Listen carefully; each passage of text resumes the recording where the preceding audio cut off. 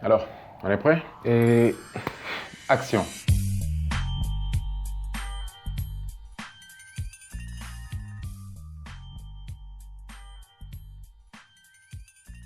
J'entends beaucoup de jeunes qui se plaignent aujourd'hui de ne pas avoir de travail. La réalité, c'est que la RDC est en train de traverser une des plus grosses crises économiques de son histoire. Avec l'inflation monétaire, avec toutes les difficultés que les entreprises ont, il n'y a pas assez de boulot pour servir tout le monde. Le taux de chômage est au plus haut point. Donc les jeunes se retrouvent dans une position où ils n'ont pas de travail, ils n'ont pas d'activité, donc pas de source de revenus égale qu'ils deviennent quasi improductifs. Et pour leur famille et pour leur petite communauté, mais à plus grande échelle, ça devient pour la société. On est en train d'être la génération la moins productive de l'histoire de la RDC parce qu'en même temps, la population ne fait que croître. Le domaine de l'emploi, dans lequel nous sommes en crise, un taux de chômage très élevé sûrement, est une opportunité pour nous de nous orienter en dehors des sentiers battus. Les sentiers battus, c'est quoi? Il y a quelqu'un qui crée une entreprise parce qu'il a une idée et il engage des gens qui viennent l'aider à réaliser son idée. Maintenant, ces gens-là qui devaient créer ces grandes idées, il y en a de moins en moins. On n'en a pas beaucoup. Et on a tous ces millions de jeunes qui sont là en train de se poser la question maintenant qu'on doit faire. Le truc, c'est qu'il faut qu'ils enlèvent de leur tête qu'il faut qu'ils soient employés nécessairement chez quelqu'un. Si, à Kinshasa, il y a la possibilité d'avoir 300 000 emplois et que nous sommes à 10 millions, c'est déjà gagné d'avance que ce n'est pas tout le monde.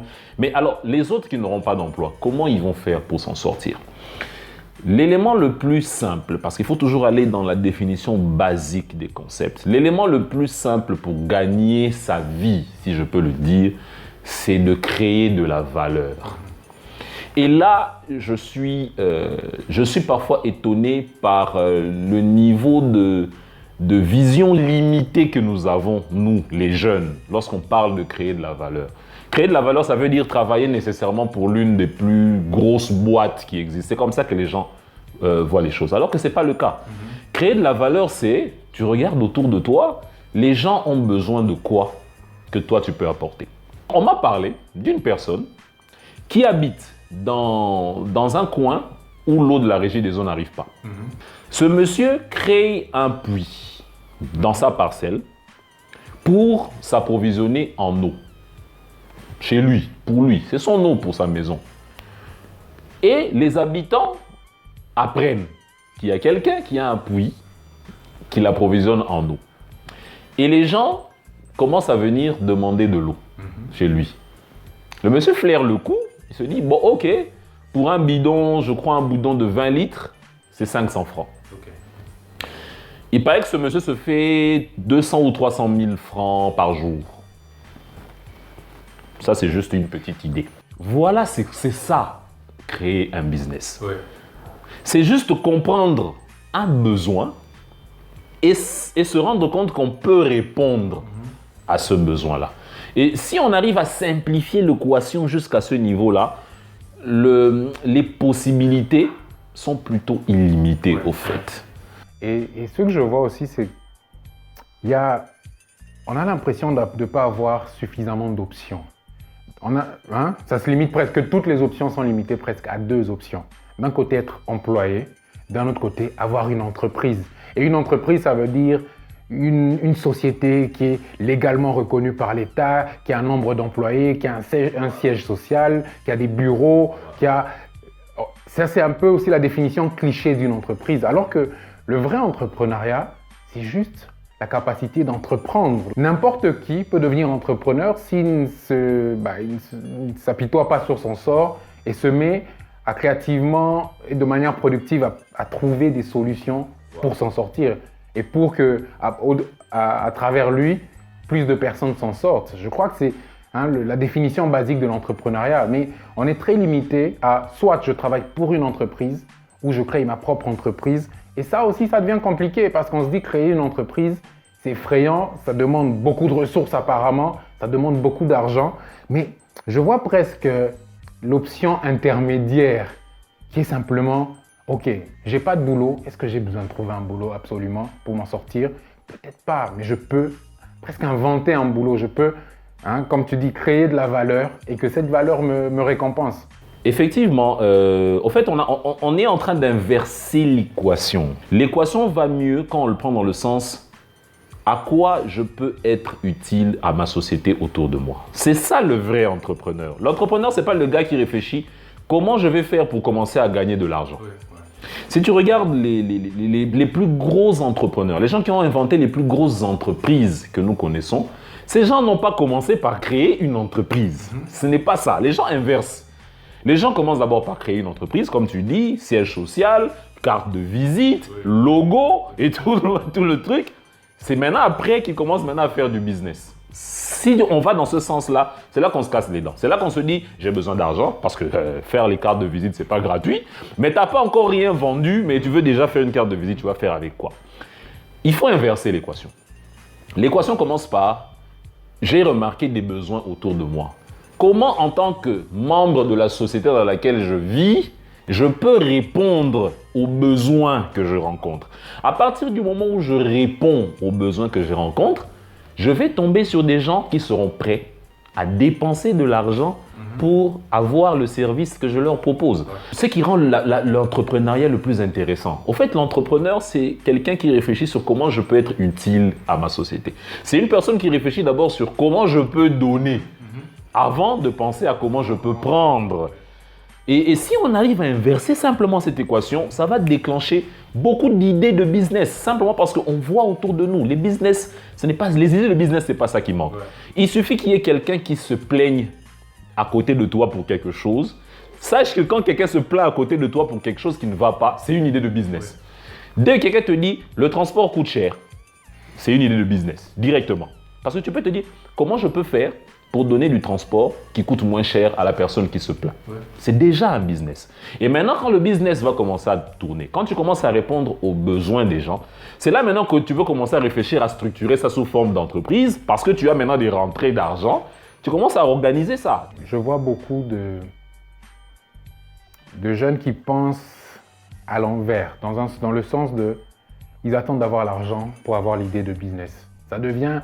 Alors que l'argent est la dernière étape même dans le développement d'un business. Et la première chose, je pense, en tant qu'entrepreneur, moi, c'est une expérience personnelle que j'ai faite. J'ai lancé une grosse entreprise, c'était l'entreprise de mes rêves. On a mis les moyens, on a réuni les actionnaires et les investisseurs qui nous ont donné les moyens, mais après 2-3 ans, on s'est essoufflé parce qu'on n'avait pas assuré la survie minimum. Tu ne peux pas changer le monde si la première chose à laquelle tu penses, c'est le foufou que tu vas manger aujourd'hui. Donc, et je me rends compte que de plus en plus de jeunes se plaignent de la même chose, c'est qu'ils se plaignent que leurs charges, leurs besoins minimums ne sont pas assurés. Donc pour moi maintenant, c'est comment on revient à la base de garantir la survie pour se donner les meilleures chances de bâtir ses rêves. J'aime bien cette partie des choses parce que c'est aussi un combat que j'ai eu à mener personnellement. Ça revient un peu à la pyramide des besoins de Maslow. Le besoin de sécurité, c'est un besoin qui vient en priorité par rapport au besoin de l'accomplissement de soi. Donc on est dans un système où on cherche d'abord effectivement à assurer son pain quotidien avant de réaliser son rêve. La personne qui veut se lancer dans l'entrepreneuriat doit d'abord être quelqu'un qui a confiance en la vie. C'est d'abord ça la priorité. Parce que tu ne peux te sentir en sécurité que si d'abord tu as confiance en la vie. Si tu penses que la vie est là pour te soutenir dans ce que tu entreprends. Si tu ne pars pas de là, ça va être très difficile. Tu vas être dans une position d'insécurité et te dire je dois d'abord résoudre les problèmes, de manger, avant que je pense entreprise. Mais j'ai remarqué que dès que j'ai commencé à apprendre à changer la donnée, à apprendre à réfléchir sur comment je peux apporter des solutions, c'est comme si l'univers, c'est comme si Dieu, c'est comme si la société s'est dit « Ok, si toi tu réfléchis comme ça, nous on va commencer à te donner de quoi vivre. » Je te donne l'exemple de l'un de mes business dans lequel je suis, où je suis en train de former les gens à l'écriture. Comment j'ai fait? D'abord, j'avais une compétence naturelle. Et je profite pour donner ce premier conseil aux jeunes. Regardez d'abord dans vos compétences naturelles. Les compétences naturelles, c'est quoi? On a tous un ou deux talents qui demandent à d'autres beaucoup d'années ou beaucoup d'heures de travail, mais que nous avons naturellement. Nous sommes nés avec. On a tous ça. Et moi, l'une des choses que j'ai, c'est le domaine de l'écriture. Je sais naturellement, si je peux dire, écrire. Depuis que j'ai appris à écrire, je sais écrire. Je me suis dit, il y a des gens qui ont besoin de savoir écrire, qui voudraient bien, mais qui n'ont pas le talent pour ça. J'ai créé une structure avec un ami et nous apprenons aux gens à écrire. Nous n'avons pas eu besoin d'amener de l'argent dans cette structure. Nous avions besoin d'une salle avec des chaises dedans et lancer des invitations dans nos réseaux sociaux. Donc, on a dépensé moins de 5 $ pour démarrer ce business. Mais à chaque fois que je forme des gens, les gens sont prêts à m'apporter 20 $ pour être formés pendant 3 jours. Et je sors de là avec quelque chose en poche. Et ça résout ce fameux problème de sécuriser ma survie. Donc, si on veut réussir dans ce sens, ce à quoi il faut d'abord penser, c'est l'univers. Dieu est de mon côté. Il va me soutenir si moi je me montre utile à ma société. C'est presque une histoire de foi. La foi, je crois que c'est même la base pour avoir une vision. Pour avoir la capacité de voir sur 20, 30, 50 ans dans l'avenir, il faut avoir la foi que les choses vont marcher. On a, comme tu dis, des choses qu'on sait faire naturellement mieux que tout le monde. Et ça devrait être la base de comment on s'organise pour s'en sortir. Je connais une jeune fille, elle a 23, 24 ans, elle a fini ses études, elle n'a pas trouvé de travail, mais il y a une passion qu'elle avait depuis toujours, c'était qu'elle aimait le sport, elle aimait le fitness. Elle a commencé à donner des cours de sport, d'abord en salle, pour une salle, et progressivement, elle a commencé à développer sa propre base de clients. Aujourd'hui, étant donné que c'est une femme, dans un marché où il y a très peu de coachs sportifs féminins, elle a une grosse part de marché, elle a 24 ans, elle ne cherche pas un nouveau boulot, parce qu'elle a réussi, sur base d'un talent pur qu'elle a et de quelque chose dans lequel elle investit, elle a réussi à devenir presque autonome financièrement. C'est-à-dire que sa survie est garantie, mais elle a quand même le temps maintenant de se demander ce qu'elle veut réellement faire de sa vie. Et il y a tellement de manières de le faire. Et je crois que même on en parlait tout à l'heure, tout le showbiz américain, le monde de l'entertainment, le monde des États-Unis sont forgés sur ce principe, c'est tout ce que tu peux faire qui a de la valeur ajoutée pour la société, tu es le bienvenu. Que tu sois parce que tu as de belles mains, on peut te prendre comme mannequin de main. Que tu sois parce que tu as une belle voix, tu peux te retrouver à avoir tout plein de jobs comme voice-over ou comme voix off pour des spots publicitaires, pour des événements comme MC. Et je crois qu'on doit être capable de maximiser sur toutes les compétences et les talents. Et au-delà maintenant de maximiser sur ce qu'on a naturellement, moi je me dis qu'on peut investir dans ce qu'on sait peut être porteur. Je donne un exemple, c'est qu'aujourd'hui, tout le monde est presque convaincu que si tu parles anglais, tu as plus de chances dans la vie. C'est qu'il y a tellement de gens qui ont besoin d'apprendre anglais. Donc aujourd'hui, même pour quelqu'un qui ne parle pas anglais, il peut s'investir, décider d'aller apprendre l'anglais pendant une année pour pouvoir donner des cours, peut-être moins chers, en freelance, à domicile. Et résultat, il crée son propre travail. Il n'a pas besoin d'être employé dans une entreprise. Il n'a pas besoin de créer une entreprise avec des centaines de milliers de dollars de capital de démarrage, mais il commence à répondre à ses propres besoins et il peut se concentrer sur ses rêves, je pense.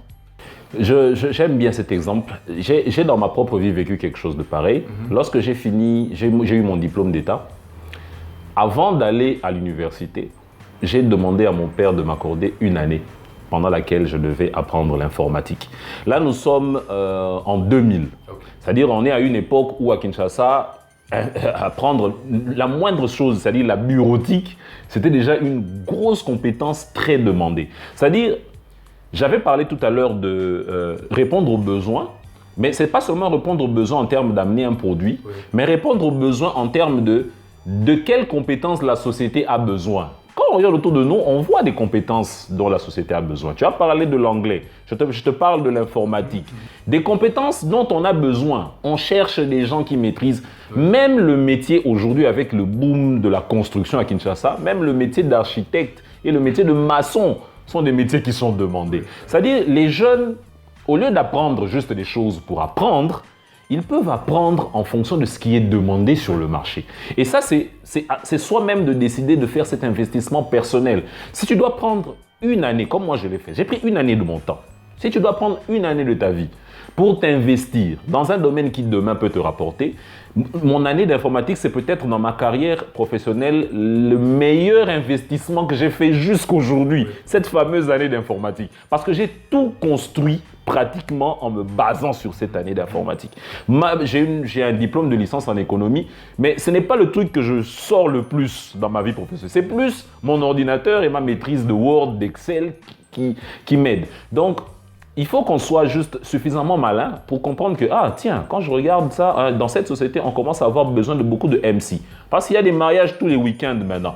Donc, être un MC, ce serait une bonne chose. Mais moi, je peux même aller plus loin. Être formateur de MC, ce serait une bonne chose. Tu peux créer une école qui forme des gens à devenir des MC.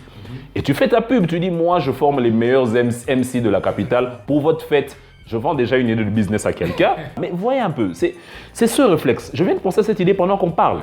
Mais c'est venu parce que j'ai commencé depuis longtemps à réfléchir à comment répondre aux besoins que je suis en train de rencontrer. Notre société est en train de changer considérablement. Les règles qui étaient d'application à l'époque de nos parents ou de nos grands-parents ne sont plus du tout les mêmes aujourd'hui.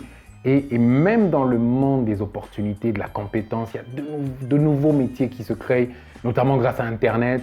Il faut qu'un jeune soit capable d'identifier ces opportunités. Moi, je le vois par exemple beaucoup de jeunes filles qui commencent à apprendre le maquillage. On le voit avec les photographes. Le métier de photographe est en train de prendre dans tous les sens.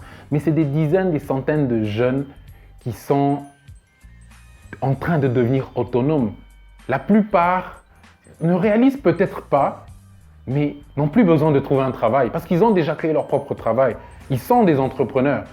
Aujourd'hui, peut-être qu'avec plus de compétences maintenant, quand tu es déjà à ce niveau-là, tu as besoin de meilleures compétences de gestion pour pouvoir emmener ton petit business à un niveau supérieur, mais ils sont déjà des entrepreneurs. Et aujourd'hui, si tout le monde commence à regarder, je pense, dans le sens de quelles sont les opportunités que la société offre en fonction de quels sont les besoins que ma communauté a et auxquels je pourrais répondre, soit parce que j'ai un talent ou soit parce que je suis prêt à développer une compétence, on va aller mieux. On aura de moins en moins besoin d'attendre que Média Congo nous aide à trouver du boulot. Les jeunes aussi, à un moment donné, ils voient un peu peut-être les choses trop grandes. Entreprise, ça veut nécessairement dire pour eux 10 millions de dollars ou même 10 000 dollars et tout. Non, non, non. Une entreprise, c'est peut-être 10 dollars. Le plus important, c'est d'abord créer du revenu. C'est-à-dire, si tu peux faire quelque chose, comme je te l'ai dit avec mon exemple d'atelier d'écriture, c'est-à-dire, pour une première édition d'atelier d'écriture, j'ai eu 20 dollars. Donc, si je pars de 0 à 20 dollars, c'est déjà un business. Oui. Vous n'avez pas besoin qu'il ait 1 million. S'il peut déjà générer 10 dollars, vous faites déjà un petit quelque chose et vous remarquez qu'il génère 10 dollars. Ou si vous remarquez que quelque chose génère plus d'argent que vous n'en dépensez. Ouais. Simplement que tu investis 5 dollars dans un truc et il te rapporte 2 dollars de plus, c'est ça un business. Au fait, c'est juste parce qu'on a la forme du gros immeuble, du gros gratte-ciel, du fameux logo et de l'enseigne qu'on pense que c'est un business. Ça doit être comme ça. Un business, ça commence avec la maman qui vend du pain qu'elle achète à 80 francs et qui le vend à 100 francs. C'est-à-dire, si vous êtes capable d'amener une compétence qui peut vous rapporter de quoi payer votre crédit, mais vous avez votre business. Il ne faut juste pas attendre qu'il devienne très grand pour que vous compreniez que c'est un business. Il faut juste maintenant répéter la formule ou agrandir la formule et faire un système qui marche de manière autonome. Et c'est déjà un business qui commence. Donc, c'est quelque chose qui est plus à notre portée que nous le pensons. Je le pense aussi. J'ai une petite anecdote. Aux États-Unis, il y a des décennies, il y a un homme qui va demander un emploi dans une grande compagnie. Et on lui demande son adresse mail. Il n'a pas d'adresse mail malheureusement. Il va postuler pour un poste d'homme de ménage, hein, de balayeur. On lui dit que s'il n'a pas d'adresse mail, ça veut dire qu'il n'existe pas et qu'on ne peut pas l'embaucher. Donc il est perdu parce qu'il est au bord de la faillite, il n'a aucun revenu. Il doit donc rentrer chez lui à la maison, annoncer à sa femme qu'il va peut-être crever de faim dans quelques jours. Il n'a que 10 dollars en poche. Alors sur son chemin de retour, il est dépité, il est épuisé. Il s'arrête quand même au supermarché du coin. Il achète des tomates, je pense, ou quelques fruits. Qu'il décide, il se dit, bon, je vais essayer de les acheter. Et en passant, si je peux trouver une ou deux maisons qui veulent bien les racheter à un peu plus cher, comme ça je fais un petit bénéfice. Il va, il fait du porte-à-porte, il arrive à vendre tout ce qu'il a acheté. À la fin de la journée, il se rend compte que ces 10 dollars sont effectivement devenus 20 dollars. Et il se dit qu'il peut répéter la même action le temps de trouver un travail. Il se met à le faire, à sortir de plus en plus tôt, avec un peu plus à chaque fois de stock de départ. Et à la fin de chaque journée, il rapporte encore plus. Et après quelques semaines, il s'achète un petit véhicule qui commence à faire ses livraisons. Jusqu'à ce qu'au fur et à mesure, il est devenu une des plus grandes chaînes de distribution de produits alimentaires du pays. L'anecdote, elle termine bien parce qu'il y a un journaliste qui vient après lui faire une interview pour demander comment l'empire qu'il a bâti est devenu aussi grand. Et en lui demandant aussi à la fin sa carte de visite avec son adresse mail, il dit qu'il n'a pas d'adresse mail. On lui dit, mais vous avez réussi à bâtir tout ça sans adresse mail? Est-ce que vous savez ce que vous aurez pu accomplir si vous avez une adresse mail? Il dit oui, j'aurais été homme de ménage pour une compagnie. Voilà. Et donc c'est une belle petite anecdote, mais qui montre comment on peut se prendre en charge de manière simple, sans avoir de capital de démarrage, juste avec une belle idée, une envie, parce qu'il faut de la passion pour être capable de faire des petites choses. Il faut juste mettre son orgueil de côté. Parfois, des petites choses, on est trop haut. On se dit, moi, j'ai un diplôme de licence en ceci, je ne vais pas commencer un petit business, mais tu ne mangeras pas hein, avec ton orgueil, tu ne vas pas le bouffer. J'ai un ami qui me dit, il travaille, son bureau est au marché de Gambela. Il me dit, Dani, des fois, je parle avec des gens qui me disent, mais comment tu fais? Tu ne travailles pas en ville, tu n'es pas habillé en costard tous les jours, comment tu peux accepter un tel boulot? Mais il me dit, Dani, mais mon banquier, quand je fais 2 jours sans l'appeler, il me demande qu'est-ce qui ne va pas parce que le nombre de francs sales que je lui amène à la fin de chaque journée. Parce que moi, j'ai réussi à aller prendre les 100 francs et les 200 francs de tous les Congolais. Moi, je ne cherche pas les 500 francs des gens. Exactement. Tu vois, c'est mettre son orgueil de côté. Parce c'est un cliché de devoir travailler à Gombe, de devoir travailler en ville avec une cravate. Mais ça ne répond pas à nos besoins. On peut tellement mieux s'en sortir sans avoir un emploi classique dans une entreprise, sans avoir un boss qui nous maltraite et qu'on déteste, en étant autonome, en étant son propre patron, parce qu'on arrive à développer un petit business qui devient viable. Coupé.